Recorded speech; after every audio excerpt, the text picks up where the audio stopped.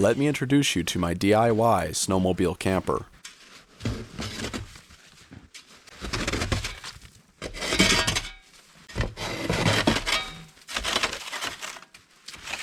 I built it last year with my dad, and I've taken it on several trips since then.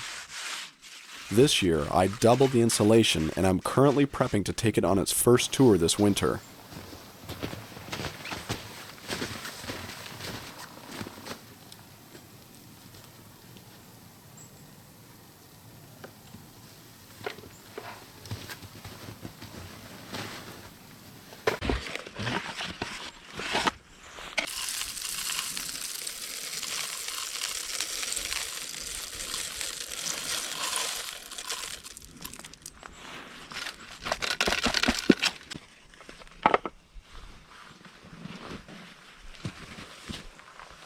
After making provisions for my fair-feathered friends, I could now see to my own.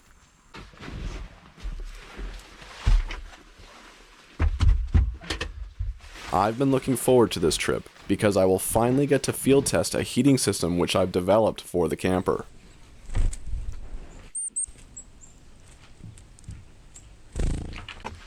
The weather report says it's going to be a cold one tonight, so here's hoping my homemade water heater will keep me warm enough.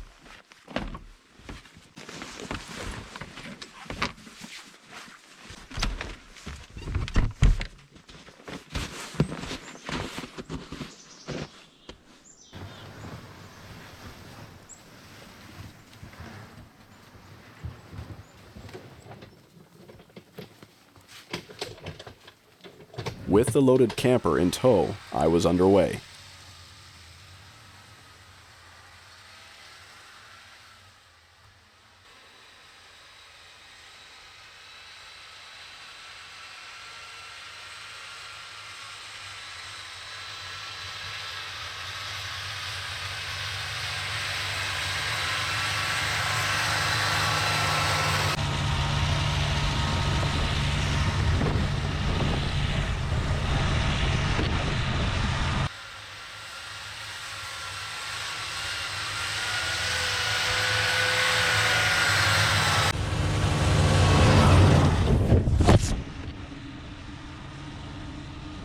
Through snowy glade and along forest trail I went.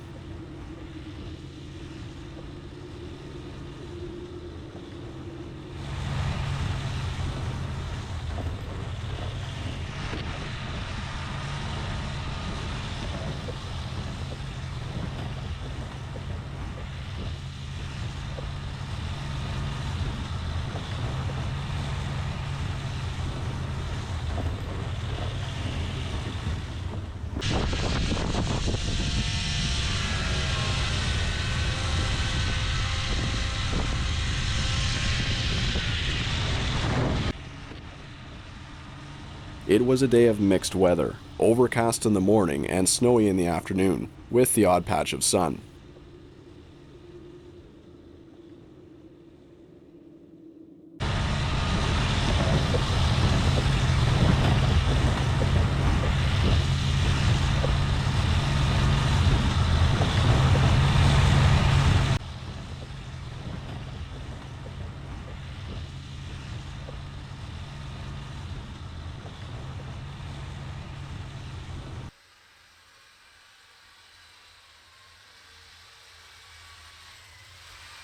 As the afternoon grew later and the journey extended further, the trees together drew closer and my pace noticeably lesser. It was as I traced between the closely knit cedars that I decided it was best to stop for the night.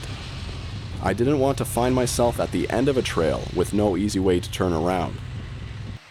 I began to look for a small clearing that I could camp in.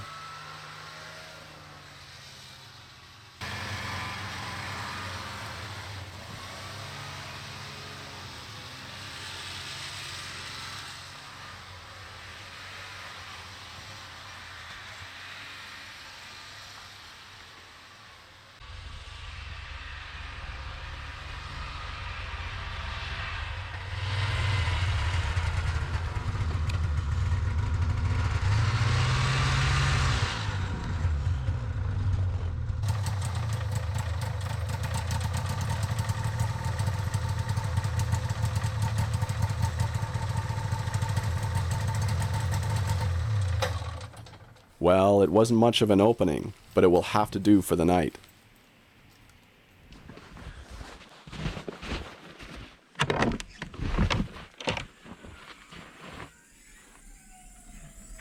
On the upside, the dense tree cover will provide excellent shelter from the wind.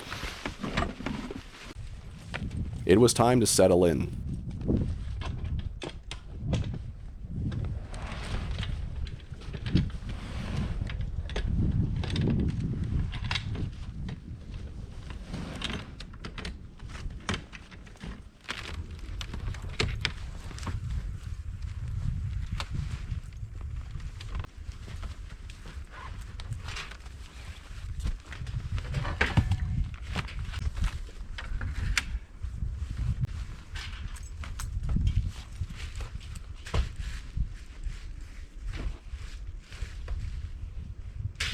After establishing the fire, my next job was to get the heater going.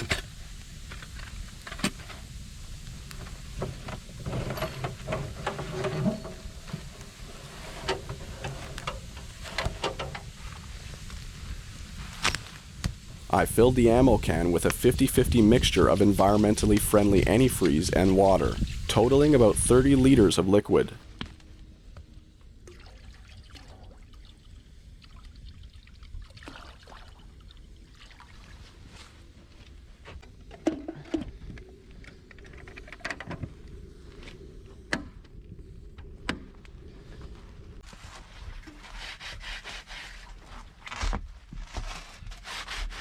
To keep it from being knocked over in the night, I made sure to anchor the ammo can to the wall.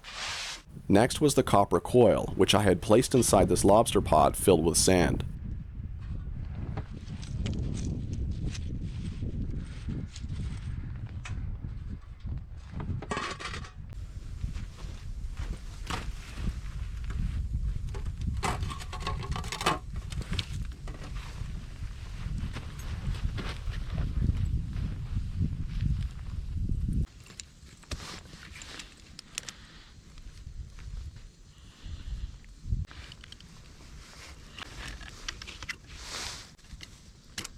Finally, I hooked the outside coil up to the ammo box inside the camper, using 2 hot water lines which I fed through a port in the camper floor.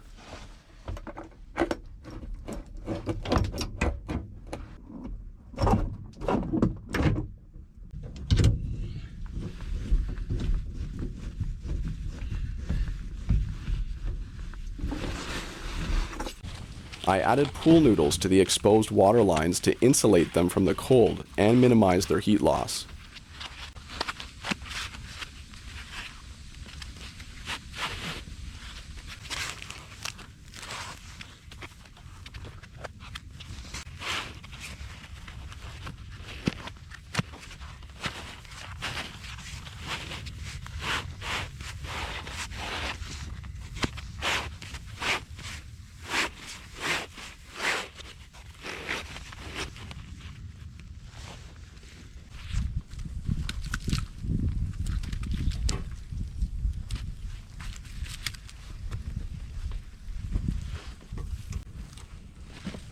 After placing the coil on the fire, I noted that it took an hour for the water to begin circulating.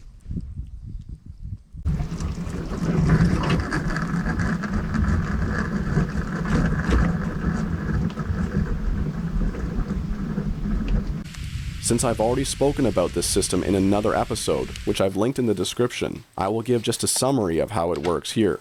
Basically, the water in the ammo can travels down into the coil where it's heated in the fire. The heated water then circulates back into the ammo can.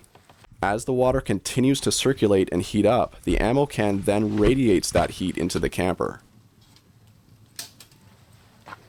Once the fire goes out, the sand in the lobster pot and the water in the ammo can will act as thermal batteries, radiating their heat into the camper until it eventually dissipates. The hope is that the ammo can will absorb enough thermal energy from the fire to keep the camper warm until morning. That's the hope, at least. Once hooked up, I made sure that all 3 of the tank's valves were fully opened. The lower valve on the side is where cooler water flows out to the coil. The upper valve on the same side is where heated water from the coil circulates back into the ammo can. And finally, the valve at the very top acts as a vent. This vent is extremely important because it prevents pressure from building up in the system. It is also directed outside with a hose to prevent the camper from filling up with moisture. Anyway, that's basically how the whole thing works.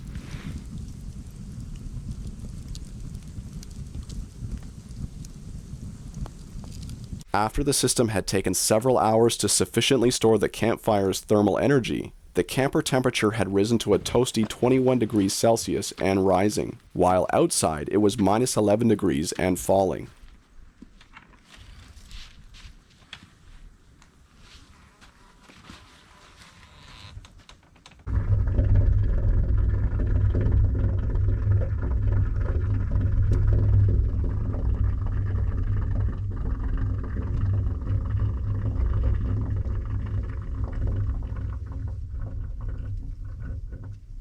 The camper would eventually reach a peak temperature of 24 degrees Celsius or 75 degrees Fahrenheit, even though I had left the door wide open several times throughout the evening.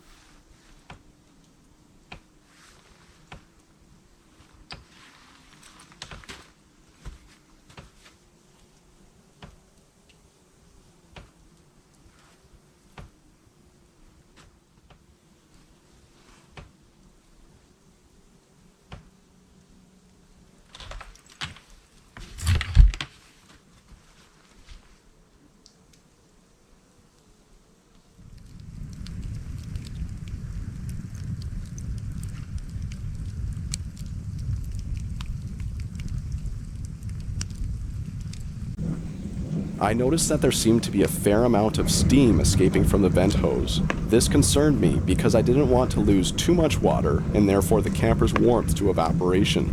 However, when I checked the water level in the tank the next day, I saw that there had hardly been any loss at all.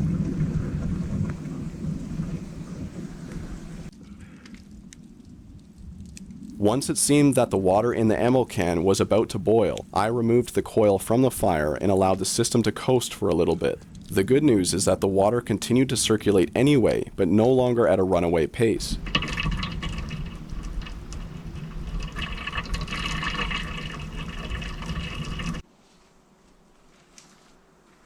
I decided to go on a short walk to stretch my legs one last time before going to bed.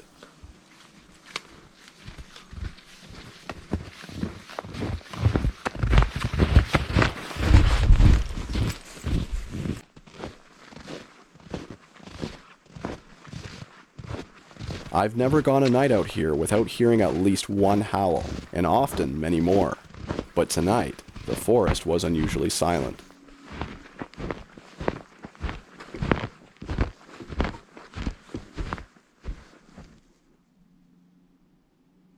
Were they sleeping, or were they watching? The temperature was continuing to fall and would reach minus 18 degrees Celsius or 0 degrees Fahrenheit by the wee hours of the morning. So I figured the coyotes had tucked themselves away in their warm dens, and I would be wise to do the same.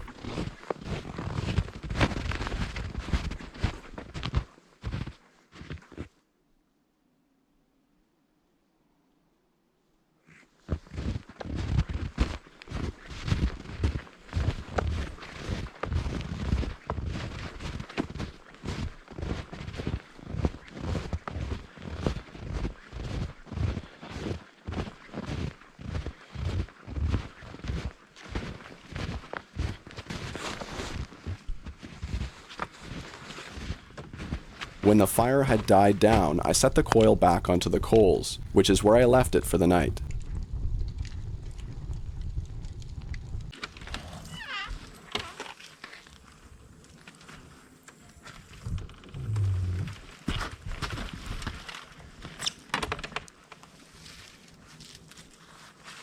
In order to keep the heat inside the camper, I would not be opening the door again until morning. Once inside, I could finally sit down to eat one of my trademark no-cook suppers. Smoked salmon, pepperettes, fruit, macaroni salad, and some trail mix. It isn't fancy, but it's practical. So as you can see, I'm settled in for the night. And although it's a typical winter's night outside at minus 12 degrees Celsius, inside it's a cozy 22 degrees Celsius. What I did before I came in was I let the fire die down just to the coals, and I have the lobster pot or the copper coil sitting on those coals right now. So as the night continues, that heat will slowly dissipate. But for now, those coals are just keeping the system warmer for a little bit longer. Hopefully, I can make it mostly to the morning with this place being nice and warm. I also have an electric 12-volt blanket inside my sleeping bag, so that's keeping me warm if it gets cold in here. So I'm really curious to see how the heat will dissipate, if it will happen quickly or slowly over the course of the night. I'm just not sure, so I'll have to check back in with you in the morning on that. But the good thing is that this whole thing is insulated quite nicely. So the floor is insulated, the walls and the ceiling is also insulated. I have 2 inches of insulation on the walls, and above me I have an inch of insulation, foam board insulation, followed by 2 inches of space, which is where the roof rafters run. And then underneath that, there's an 1.5 inches of foam board insulation, followed by this cedar lumber here. So I think with the combination of having a couple sheets of foam board insulation above me and having some air between them, I think it'll make this roof really good for holding the heat that much longer. For how long, I don't know. So again, I'll have to check back in with you in the morning on that one. If you've been following along with my channel, you'll know that I've been developing this ammo can heater, or this copper coil heater, for several episodes now. In the summertime, I came up with a concept design and I was pleased with the results, but I also knew that there was some room for improvement. So through some research of my own and just some observations that I had made, I began to refine the system. At the same time, I had received so many comments from the outsider community, so many great ideas and suggestions to help refine the system further, just from different people all over the world, different walks of life, different skill sets and expertise. It was just really great hearing from all of you.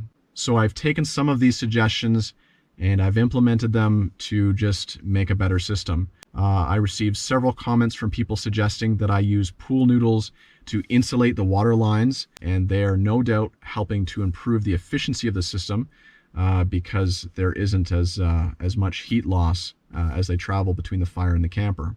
I had also received so many suggestions from people saying that I should use antifreeze in the system. And initially, I just didn't want to use antifreeze because all the antifreeze that I've known is bad for the environment. So if I were to accidentally spill, it would be bad for the animals and for the plant life in the area. But as I read further through the suggestions, there were people saying that there's actually an environmentally friendly antifreeze that you can buy, and it's called RV antifreeze. So having the RV antifreeze mixed in with everything just gives me that peace of mind knowing that these lines aren't going to freeze up on me. So that's been a great suggestion that I've really appreciated. So I say all that to say a big thank you to the outsider community. I have really appreciated your suggestions, and really you've helped me refine the system. So this is as much your project as it is mine. So thank you so much. So here's a look at the foot of the bed. I've got everything packed in. On the right side, I have my drone bag, which it has to stay inside here so that the batteries don't freeze. The same thing with my camera bag, has my camcorder and GoPro. Over here, I have a power bank, which is running the electric blanket in my sleeping bag. And of course, the ammo can heater. It's really nice that it's at the foot of my bed so that I can put my feet up against it, and it keeps me nice and warm. So I can actually stretch out in here, but there's no more extra room. As well, I have my vintage LED cage lights, whatever you call them. The funny thing is that whenever I have an episode where these lights are shown, I always get people asking me where I got them from. So in this episode, in the video description, I've linked them. So if you want to know where I got these lights from, you can just click on the link and that'll be your answer. So yeah, I think I'm ready to turn for the night, and I'll see you in the morning.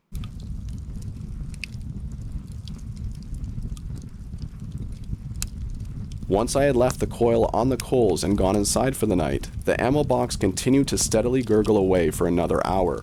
After that, the circulation slowed to a gentler pace.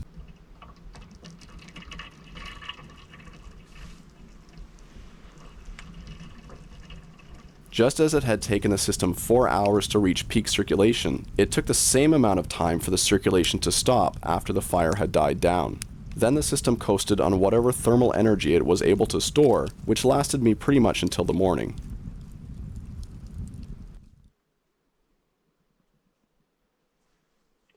Well, good morning. It's 8 a.m. and I'm just nicely getting up. As I look at the indoor-outdoor thermometer, it's minus 17 degrees Celsius outside and it's plus 13 degrees Celsius inside. So that's a 30-degree difference. It's still fairly warm in here, especially considering how cold it is outside this morning. Now in Fahrenheit, outside it's right around 0 degrees, maybe 1 degree or something like that. And inside it's 55 degrees Fahrenheit. So that's pretty much a 55-degree difference in Fahrenheit. So obviously the ammo box heater has been doing its job quite well. Now, of course, this place would be warmed a little bit by my own body heat, and I have had the electric blanket running throughout the night, but it is a 12-volt blanket, so it's not putting out a lot of heat, just a little bit inside my sleeping bag.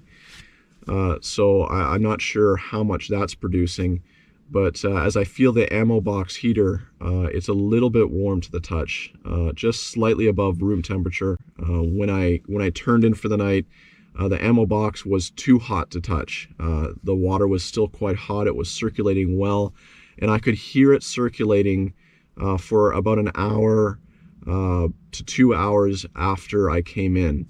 So the lobster pot in the sand, which is holding the coil, did a good job at retaining that heat and continuing to circulate even once the fire had died down to coals. Now I'm guessing that although I stopped hearing it circulate an hour or two after I came in, I think it was still circulating a little bit. It just was circulating so slowly that I really couldn't hear it happening in the tank. Last time I stayed in the Snowmobile camper, I boiled some water outside on the campfire, and I filled up 2 military canteens, and I put them in here, and they stayed hot for, I would say, 3 to 4 hours, until they lost pretty much all of their heat, and by morning there wasn't any heat left in them. So that leads me to believe that there must have been just a little bit of circulation throughout the night, maybe even into the morning as it's sitting on some of those coals. As far as my overall thoughts about the ammo box heater are concerned, I would say that this is obviously a system that works. It could use some refinement. It does need some babysitting. For example, if I had just left this ammo box in the roaring fire, it would probably begin to boil, which isn't a great thing. Everything's sealed up, but I wouldn't want to push the seals past their limits, and the boiling point would do that. So I wouldn't trust the system to leave it in the fire and go to bed like that, just because it just might begin to heat out of control. So that's why I left it on the coals, although it would have been nicer to have a little bit of a fire burning with it, but I just didn't want to go back out and tend the fire. Once I close this door, I'm in for the night, because I don't want to open this again and let all of that hard-earned heat out of here. The downside of this ammo box heater is that it's really, really clunky, but it works. So I would say this is a great system in an off-grid application, but I would prefer to leave it hooked up. But since I'll be packing up the camper this morning and heading out, that means I'm going to have to break the system back down again and get it all packed up, which is a bit of a pain. So if I were staying here multiple nights or for an extended period of time, this system would make a lot more sense. But overall, I'm happy with how effective it seems to be. I'm quite warm in here, even though it's fairly cold outside this morning. Anyway, I'm gonna get my stuff together now and head out. When I was able to check the water lines in the morning, I noticed that the liquid inside had turned to slush. I guess that's what I get for using a half mixture. I was just happy that I didn't use straight water after all, because if I did, the lines would no doubt have frozen solid, likely cracking the coil and rendering my system useless. As I rejoined the trail that morning, my head was already filled with new improvements and designs for my little snowmobile camper, which means that more of these episodes are on the way. Until next time, my friends.